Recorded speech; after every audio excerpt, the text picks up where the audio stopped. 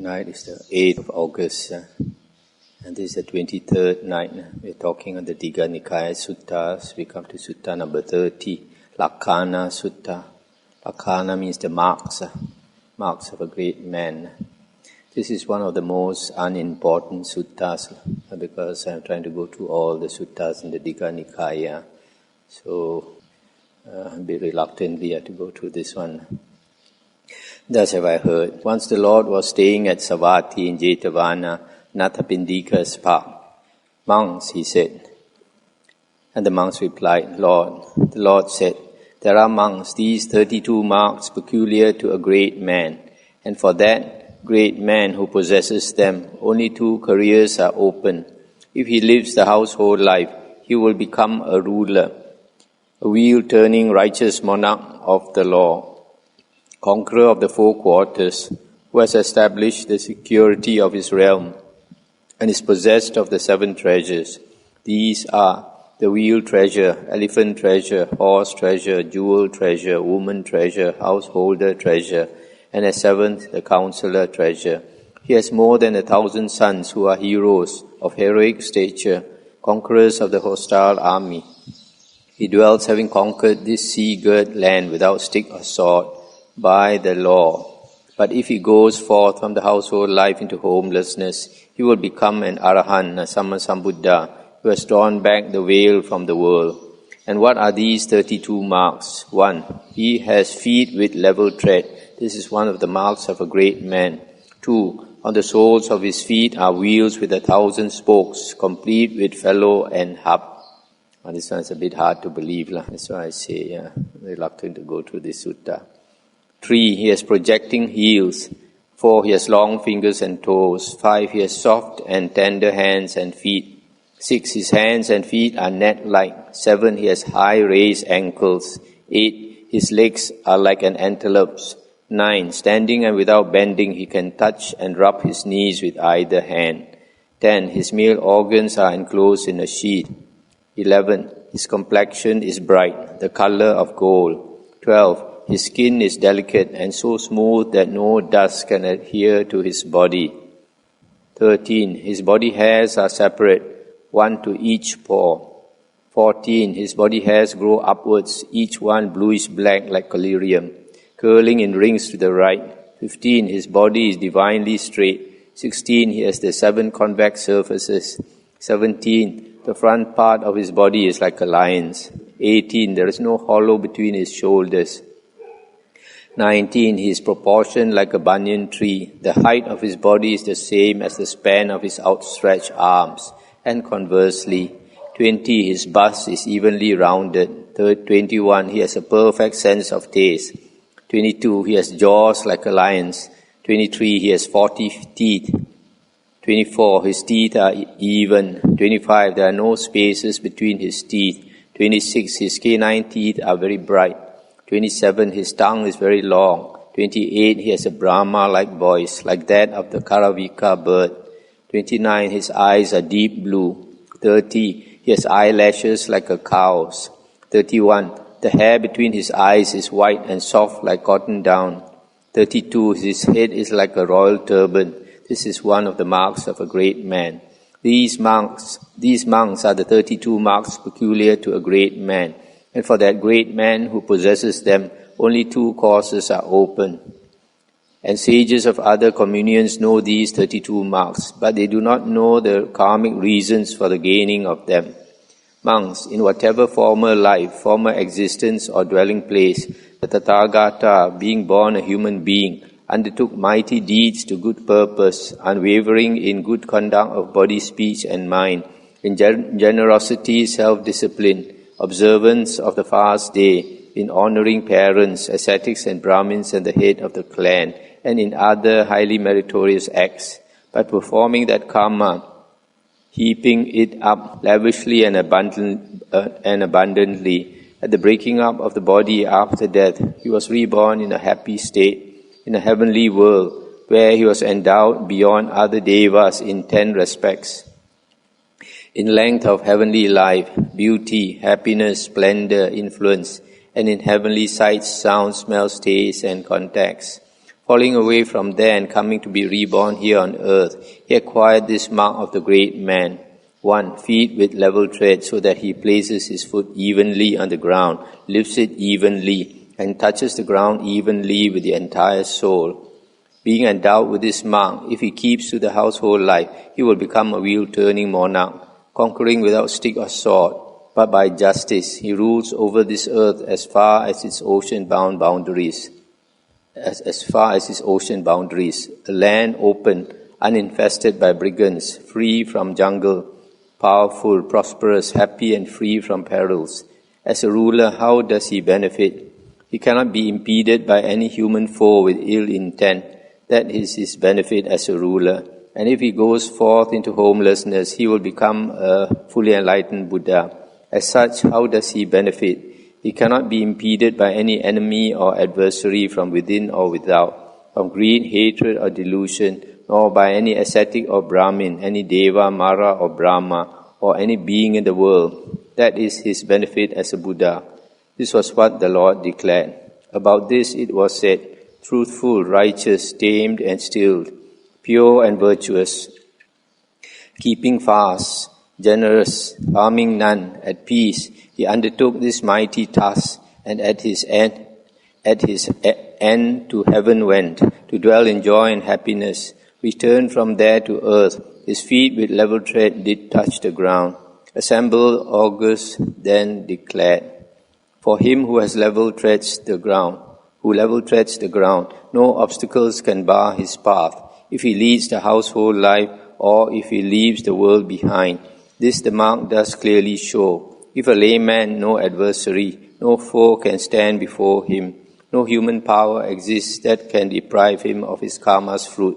Or if the homeless life's his choice, on renunciation bent and clear of vision, chief of men he'll be, peerless, never more reborn. This the law shall be for him. Monks, in whatever former life, the Tathagata, being born a human being, lived for the happiness of the many, as a dispeller of fright and terror, provider of lawful protection and shelter, and supplying all necessities. By performing that karma, was reborn in a happy state, a heavenly world. Falling away from there and coming to be reborn here on earth, he acquired this mark of the great man. 2. On the soles of his feet are wheels of 1,000 spokes, complete with felloe and hub. Being endowed with this mark, if he keeps to the household life, he will become a wheel-turning monarch. As a ruler, how does he benefit? He has a great retinue. He is surrounded by Brahmin householders, citizens and villagers, treasurers, guards, doorkeepers, ministers, tributary kings, tenants-in-chief, and pages. That is his benefit as a ruler. And if he goes forth into homelessness, he will become a fully enlightened Buddha. As such, how does he benefit? He has a large retinue. He is surrounded by monks, nuns, male and female lay followers, devas and humans, asuras, nagas and gandhabas. That is his benefit as a Buddha. This was what the Lord declared. About this it was said, in times gone by, in former births, as man, to many doing good, dispelling fright and panic fear, eager to guard and give defense, he undertook this mighty task, and at his end to heaven went, to dwell in joy and happiness. Returned from there to earth, his feet are found to bear the mark of wheels, each 1,000 spoked, complete. Assembled August then declared, seeing these many marks of merit, great will be his following, all his foes he will subdue. This is the wheel marks clearly show. If he does not renounce the world, he will turn the wheel and rule the earth. The nobles will be his vassals, all in attendance on his power. But if the homeless life's his choice, on renunciation bent, and clear of vision, men and devas, asuras, sakas, rakshasas, gandhabas, nagas, garudas, 4-foot beasts will serve him too, unrivaled by devas and by men, alike revered in all his glory. Monks, in whatever former life, the Tathagata, being born a human being, rejecting the taking of life and abstaining from it, and laying aside stick and sword, dwelt kind and compassionate, having friendship and sympathy for all living beings. By performing that karma, was reborn in a happy state. Falling away from there and coming to be reborn on earth, he acquired these 3 marks of the great man. 3. Projecting heels. 4. Long fingers and toes. And 15. A divinely straight body. Being endowed with these marks, if he keeps to the household life, etc. As a ruler, how does he benefit? He is long-lived, long-enduring, attaining a great age, and during that time no human foe can possibly take his life. As a Buddha, how does he benefit? He is long-lived, no foe, whether an ascetic or Brahmin, a Deva, Mara or Brahma, or anyone in the world can possibly take his life. That is his benefit as a Buddha.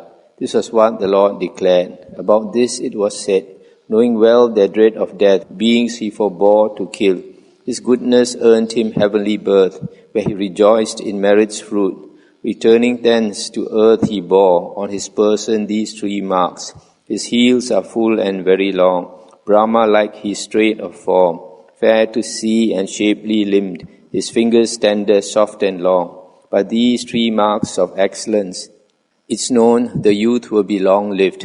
Long he'll live in household life, longer still as a homeless one, practicing the noble powers. So the 3 marks indicate. Monks, in whatever former life, the Tathagata became a giver of fine food, delicious and tasty, hard and soft, and of drinks. By performing that karma, he was reborn in a heavenly world. Falling away from there and being reborn here on earth, he acquired this mark of the great man. 16. The 7 convex surfaces on both hands, both feet, both shoulders, and his trunk, being endowed with this mark. As a ruler, how does he benefit? He receives fine food and drinks. As a Buddha, likewise. This was what the Lord said. About this it was said, dispenser of delicious foods and finest tasting drinks he was. His goodness brought him happy birth, and long he dwelt in Andana, as the grove in the Tavatimsa heaven. To earth returned, the 7 signs on gently swelling limbs he bore. Assembled augurs then declared, fine food and drink he would enjoy, not merely in the household life, for though he should renounce the world and cut the bonds of worldly living, delicious food he'd still receive.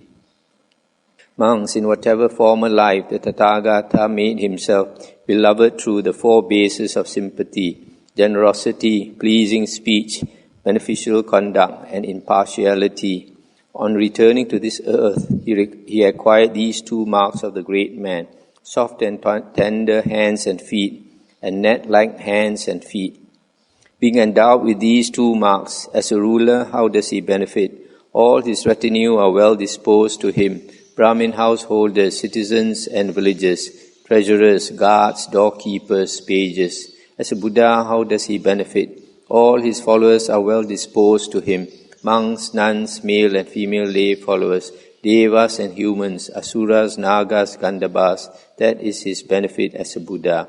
This is what the Lord said.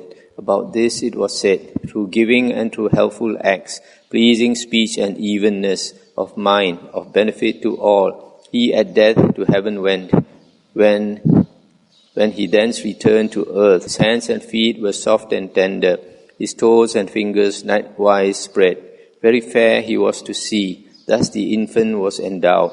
He'll be ruler of the people, surrounded by a faithful flock, fair of speech, to good deeds given, in conduct virtuous and wise. But if the joys of sense he spurns, a conqueror, he will teach the path, and delighted by his words, all those who hear will follow him in Dhamma's great and lesser ways.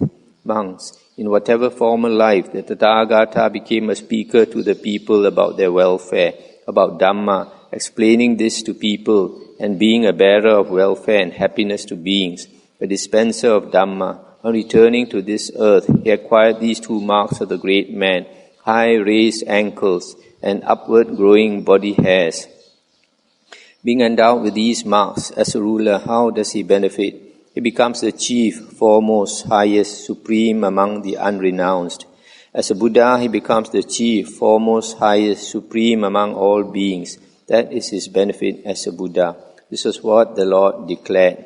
About this it was said, one time he spoke of all that's good, preaching loud to all mankind, bringing blessings to all beings, liberal dispenser of the law. For such conduct and such deeds, heavenly birth was his reward. Here returned, 2 marks were his, marks of happiness supreme, upward growing body hairs, ankles high above the foot, built up beneath the flesh and skin, well formed above and beautiful. If he leads the household life, the greatest riches will be his, no greater man will be found. As Jambudvipa's lord he'll rule. If supremely strong, he leaves the world, he will be the chief of beings, no man greater will be found. As Lord of all the world he'll rule. Monks, in whatever former life, the Tathagata became a skilled exponent of a craft, a science, a way of conduct or action, thinking, what can I learn quickly and acquire, quickly practice without undue weariness? On returning to earth, he acquires this mark of the great man. 8. Legs like an antelope's. Being endowed with this mark, as a ruler, he quickly acquires whatever things befit a ruler. The things that pertain to a ruler delight him and are appropriate to him. As a Buddha, likewise, this was what the Lord declared. About that it was said, arts and sciences, ways and deeds, let me learn with ease, he says. Skills that harm no living thing, fast he learnt, with little toil. From such deeds, skilled and sweet, graceful and fair his limbs will be, while fairly set in spiral curves, from tender skin the hairs stand up. Antelope-legged is such a man, wealth, they say, will soon be his. Each single hairlet brings him luck, if he maintains the household life, but should he choose to leave the world, on renunciation set, clear-eyed, all things he'll quickly find, befitting such a lofty cause. Monks, in whatever former life, the Tathagata approached an ascetic or Brahmin and asked, Sir, what is the good, what is the bad, what is blameworthy, what is not? What course is to be followed, what is not? What, if I do, it will be to my lasting sorrow and harm? What to my lasting happiness? On returning to this earth, he acquired this mark of the great man. 12. His skin is so delicate and smooth that no dust can adhere to his body. Being endowed with this mark, as a ruler he will be very wise, and among the unrenounced there will be none equal or superior to him in wisdom. As a Buddha he will have great wisdom, extensive wisdom, joyous wisdom, swift wisdom, penetrative wisdom, discerning wisdom, and among all beings there will be none equal to him or superior to him in wisdom. This is what the Lord declared. About this it was said, in former days, in former births, eager to know, a questioner, he waited on the homeless ones, keen to learn the truth. He would heed their words about life's goal. The fruit of this, when born again, as man, his skin was soft and tender. Assembled augurs thus declared, subtle meanings he'll discern. If he does not leave the world, he'll be a wheel-revolving king. Wise to know all subtleties, equalled or surpassed by none. But should he choose to leave the world, on renunciation set, highest wisdom will be his, enlightenment supreme and vast. Stop here for a moment. This one talking about his skin is so delicate and smooth that no dust can adhere to his body. This contradicts the Vinaya books. In the Vinaya books, the Buddha said he never bathed for so long that all the dirt, all the daki, the dirt accumulated on his flesh, and he never bothered to rub it off. It grew so thick that it just flaked off by itself. Monks, in whatever former life, the Tathagata lived without anger, perfectly unruffled, and even after many words had been uttered, was not abusive or agitated or wrathful or aggressive, displaying neither anger nor hatred nor resentment, but was in the habit of giving away fine soft rugs, cloaks, fine linen, cotton, silk and woolen stuffs. On returning to this earth, he acquired this mark of the great man. 11. A bright complexion, the color of gold. Being endowed with this mark, as a ruler he will receive such fine stuffs, as a Buddha likewise. This was what the Lord declared. About this it was said, established in goodwill, he gave gifts of clothing, fine and soft. In former lives he thus dispensed, as the rain god pours down showers. This goodness brought him heavenly birth, where he rejoiced in merit's fruit, That time passed like fine wrought gold. His body is more fair than all. The gods he seems, great Indra's like. If he lives a household life, he'll regulate this wicked world. And for what he's done, receive clothes of finest quality, rugs and coverlets of the best.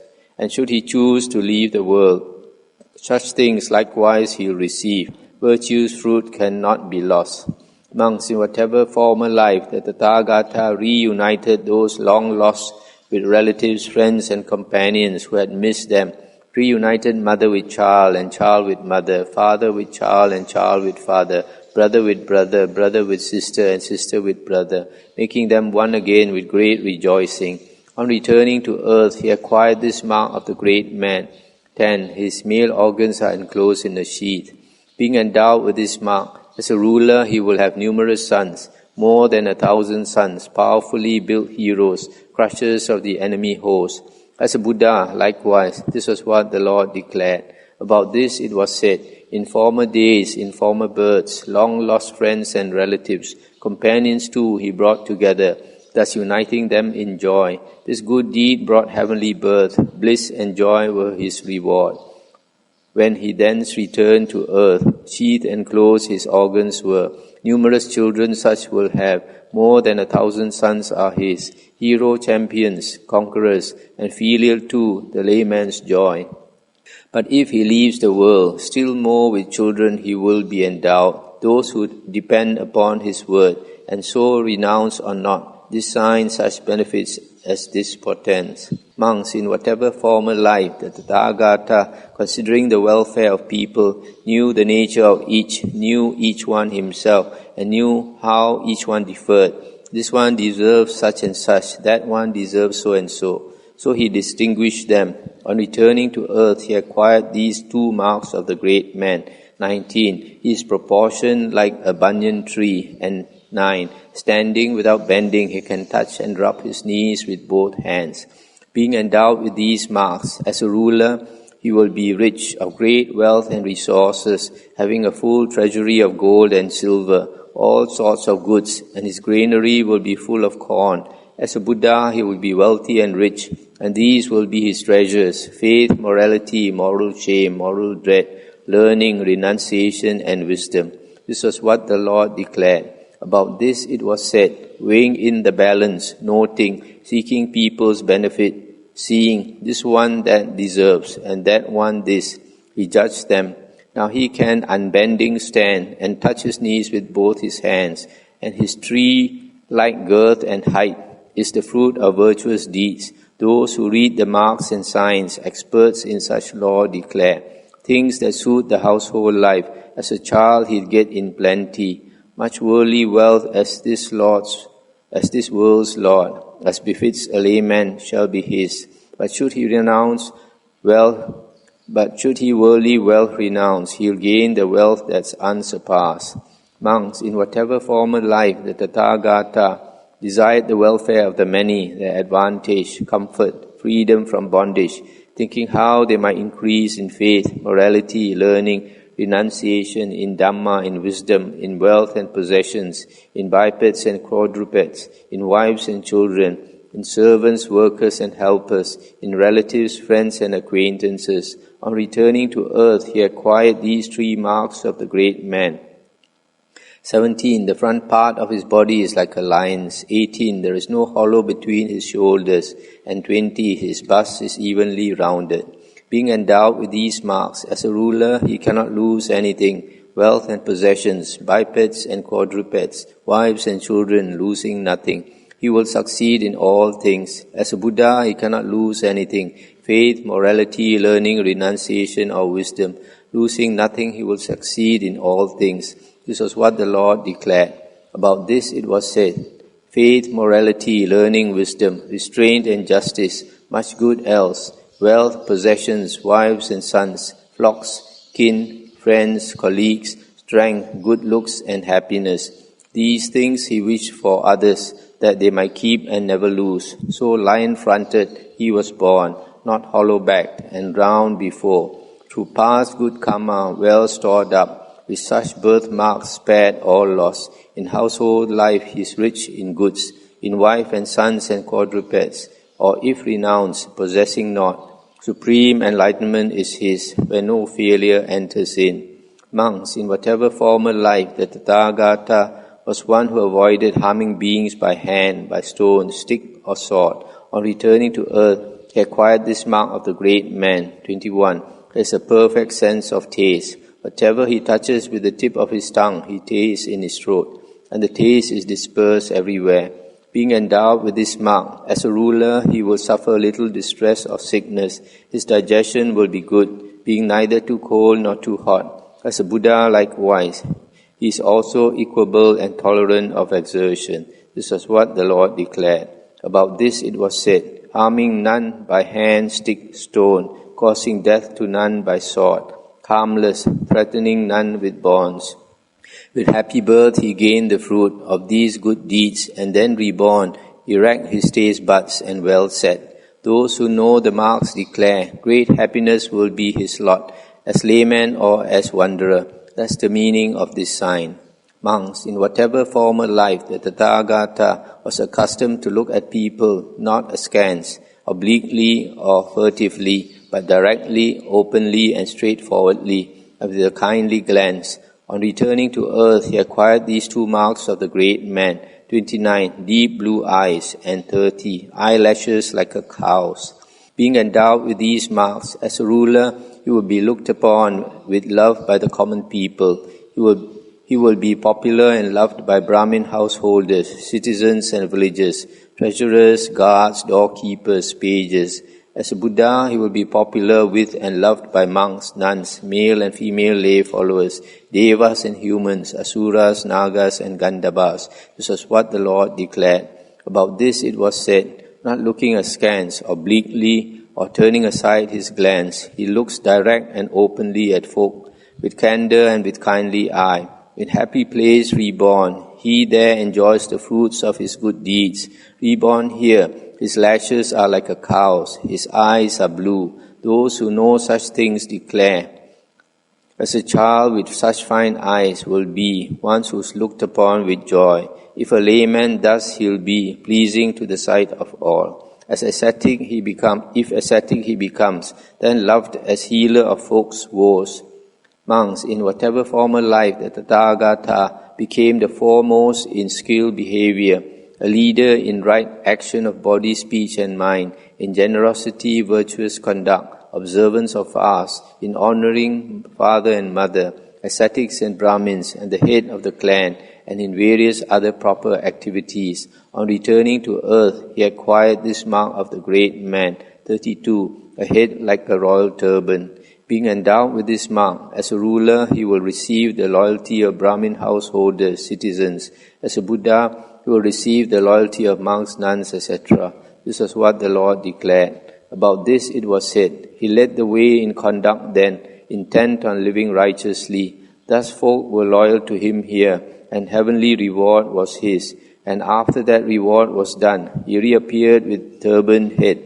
Those who know the signs declared, he will be the first of men. All will serve him in this life, just as was the case before. If a noble man of wealth, he'll gain the service of his folk. But should he leave the world, this man of doctrine will a master be, and all the folk will flock to hear the teaching that he will proclaim.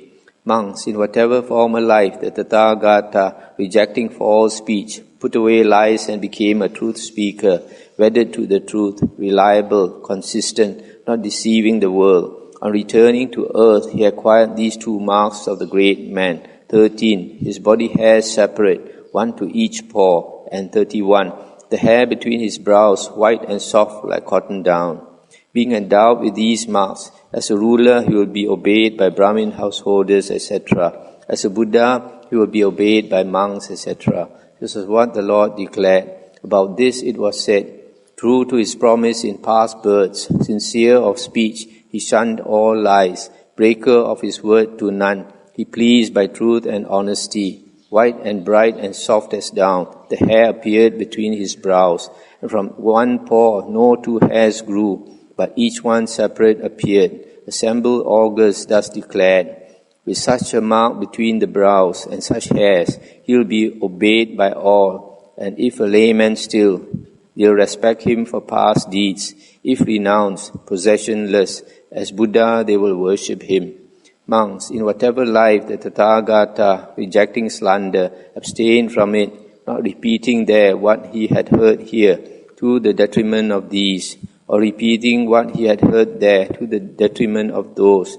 Thus he was a reconciler of those at variance, and an encourager of those at one, rejoicing in peace, loving it, delighting in it, one who spoke up for peace. On returning to earth, he acquired these two marks of the great man, 23, 40 teeth, and 25, no spaces between the teeth.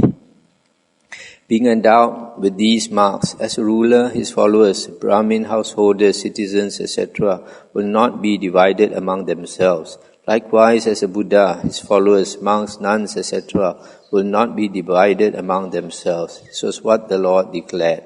About this it was said, he is no speaker of wicked words that cause dissension or increase it, prolonging strife and bitterness, leading to good friendship's end. What he spoke was all for peace and relinking severed bonds. His power he used to end all strife. Harmony was his delight. In happy realm reborn, he there enjoyed the fruits of his good deeds.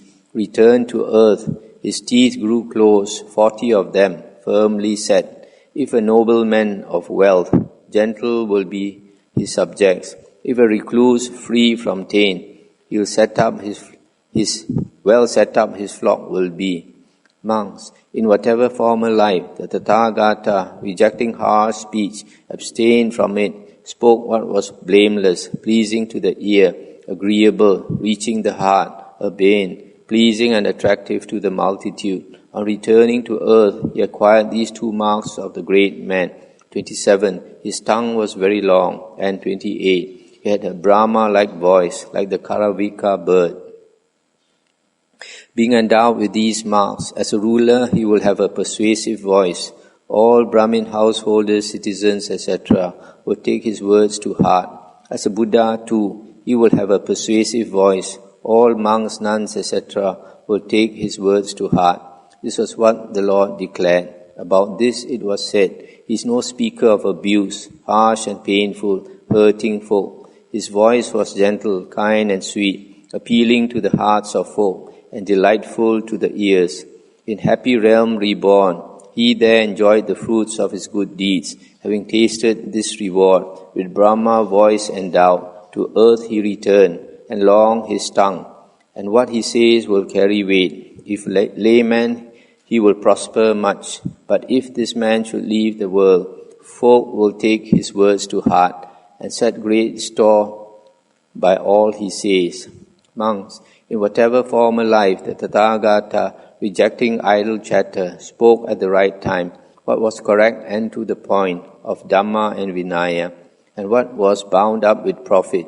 On returning to earth, he acquired this mark of the great man, jaws like a lion's. Being endowed with this mark, as a ruler, he cannot be overcome by any human foe or opponent. As a Buddha, he cannot be overcome by any foe or hostile thing from within or without, by lust, hatred, or delusion, by any ascetic or Brahmin, Deva, Mara, Brahma, or anything in the world. This was what the Lord declared.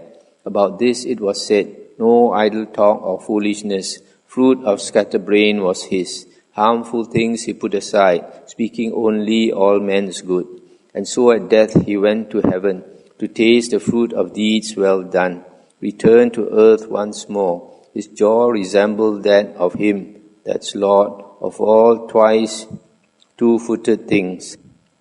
He will be a king unbeaten, Lord of men, of mighty power, like the Lord of threefold heaven, like the greatest of all of the gods, Gandhabas, Sakkars, Asuras, who strive in vain to cast him down.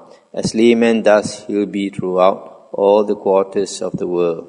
Monks, in whatever former life the Tathagata, rejecting wrong livelihood, lived by right livelihood, refraining from cheating with false weights and measures, from bribery and corruption, deception and insincerity, from wounding, killing, imprisoning, highway robbery and taking goods by force. On returning to earth, he acquired these two marks of the great man. 24. Even teeth. And 26. Very bright canine teeth. Being endowed with these marks, if he keeps to the household life, he will be a wheel-turning monarch. As a ruler, his followers, Brahmin householders, etc., will be pure. But if he goes forth from the household life into homelessness, as a Buddha, his followers, monks, nuns, etc., will be pure. This was what the Lord declared. About this it was said, wrongful living he gave up, and took a pure and righteous course. Harmful things he cast aside, working only for folks' good. Heaven brings him sweet reward. For deeds he's done that earn the praise of those who are wise and skilled. He shares in all delights and joys, like the Lord of threefold heaven. Falling thence to human state, as residue of virtue's fruit, he gains evenness of teeth, purity and brightness too. Assembled augurs thus declared, he will be the wisest of mankind, and pure his followers will be, whose even teeth like birds' plumes shine. As king his pure retainers will bow to his, their Lord's command. Not oppressed by force, they will strive for general weal and joy. But if he dwells, a wanderer, free from evil, all lust quenched, drawing back the veil, with pain and weariness all gone, he'll see this world and the next, and there lay folk and renounced, who flock to cast aside, as he has taught.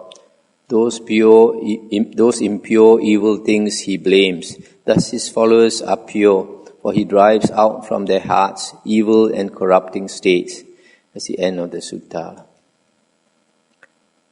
I think we stop here for tonight.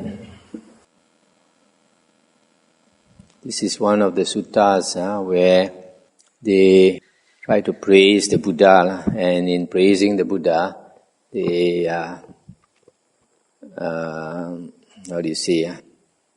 go over the hill. And besides, all these marks are not important. They are only important maybe to the Brahmins at that time. Hard to believe that this sutta was spoken by the Buddha, because it has nothing to do with the Four Noble Truths.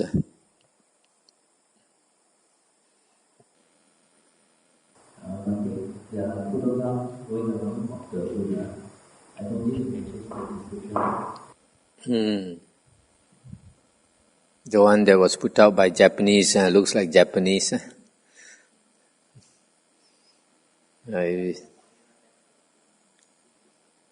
Yeah.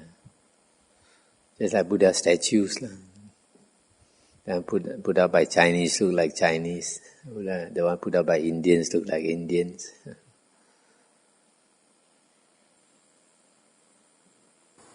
Just out of curiosity, in most of the suttas, the Buddha always describes the Dhamma in the presence of the Sangha. But has anything to do with the Vinaya that the Buddhists don't seem to be present in almost all of the sutta discussions, except where the Buddha preached the Dhamma or the conversation with Buddhists one-to-one. Yes, in the Buddha's time, the nuns, they live separately. Only during the Vasa, they're supposed to stay in a monastery where there are monks. So at other times, they live separately, and they only came to the monks for Dhamma teaching once in 2 weeks during the Uposatha, and probably the monk will only teach them for about an hour. So most of the time the Buddha was not with them. That's why the Dhamma talks, they were not there. And also we notice from the suttas and the Vinaya, the Buddha seldom talked to the nuns. He seemed to talk generally only to the Arahant nuns. And these Arahant nuns, some of them with psychic power, sometimes they would come and see the Buddha in the middle of the night. when the Buddha was more free, because during the daytime, the Buddha would be quite busy. People come to see the Buddha, disciples come to ask questions and all these things. And also the Buddha wanted to be alone to meditate. But at night, when people were sleeping, the Buddha was quite active. Sometimes devas would come to visit the Buddha in the middle of the night and ask questions and all that. And sometimes the Buddha will spend the night contemplating Dhamma. For example, not long after he was enlightened, he wanted to understand the dependent origination, paticca samuppada in more detail. And he spent the whole night contemplating dependent origination.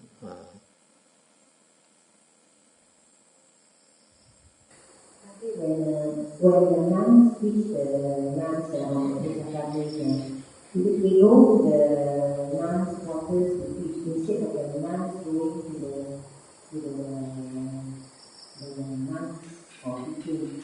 But what about the preceptors? That means the preceptors will be guiding them.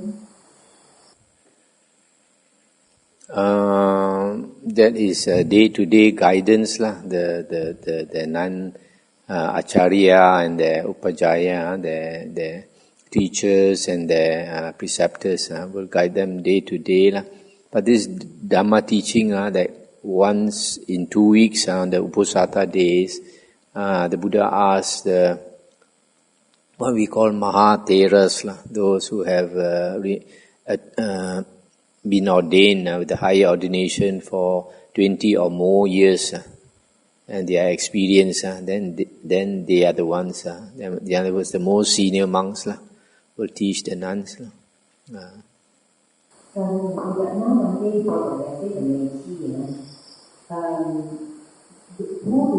they supposed to get instruction from their preceptors, the nuns, non-preceptors? Mechi actually are not nuns. Mechis are 8 preceptors. Mechis are 8 preceptors, just that because they want to stay long in the monastery, they shave their head. So in the Thai tradition, Mechis are not considered as nuns, as equivalent to lay people. So there are some forest monasteries in Thailand. They don't accept, they don't allow, they don't ordain Mechi, but they have quarters for lay people to stay. So this, whether it's lay people, 8 preceptors or Mechis, they can stay. So because if the monks want to practice, then they don't want to be burdened with looking after the Mechi and all that. So actually, from experience, we have seen Mechis who come here, they can cause a lot of trouble. So especially if they think they are going to stay long, then they become too smug, they think they are the long time residents here, so they are somebody because they wear the robe. So actually, to be frank, my personal attitude is also I'm very reluctant to ordain Mechi. Only if somebody is very, very up to the mark, very, very sincere, then only I will ordain. Otherwise, I'm very reluctant to ordain. Anybody can stay here as an 8 preceptor, whether men or women. Means one day in Thailand, the Mechi they are actually 8 preceptors. Yeah. So if they were to stay permanently in the temple, is it a form of recognition that they have to ordain, or is there any official recognition in the tribes or amongst the tribes? Yeah, of course, there is recognition as Mechi. They are recognized as Mechi. That means they are 8 preceptors, but they are dedicated to staying in the monastery. Whereas those who don't shave their head, even though they are 8 preceptors, they can come in and go out and all these things. But once you shave their head and you ordain under a teacher, there are obligations. You're not so free to run here, run there. So it's more convenient for men and women to remain as 8 preceptors without shaving their head. Then they can go here, go there. So when they want to take the Nikaya under the teacher, they are expected to be like they are renunciating already actually. They're supposed to take instructions from the teacher and depending on the teacher. Yeah, something like that. So they are not free to go here and go there. If they go without the teacher's permission, then the teacher doesn't recognize them as a disciple anymore. That means staying at somewhere. Yes. Actually, if a person practices well, whether layman or laywoman, and is diligent, does his duty, doesn't create problems, then generally any monastery will welcome that person. So the woman don't really have to become a machi, as long as of good behavior, can be welcome anywhere. Don't have to renounce.